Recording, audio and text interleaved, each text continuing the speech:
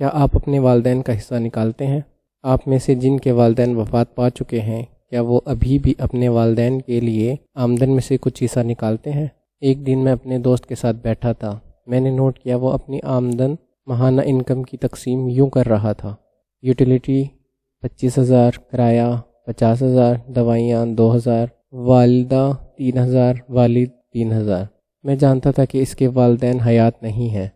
میں نے تعجب سے پوچھا کہ آپ ابھی بھی ان کے لیے حصہ نکالتے ہیں جبکہ وہ حیات نہیں ہیں؟ اس نے مسکراتے ہوئے جواب دیا، جی ہاں، میرے والدین اس دنیا سے جا چکے ہیں، لیکن اس کا یہ مطلب نہیں کہ وہ میرے دل سے بھی جا چکے ہیں۔ وہ میرے بہت قریب ہیں، وہ ہمیشہ میرے دل میں رہتے ہیں۔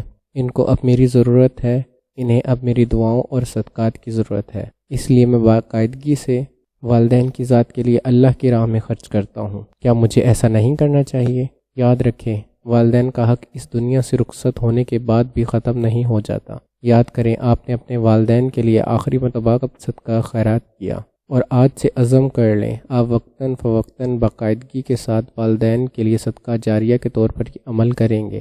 اس پوسٹ کو شیئر کیجیے تاکہ آپ بھی اس نیکی کو پھیلانے کا سبب بنیں۔ شکریہ۔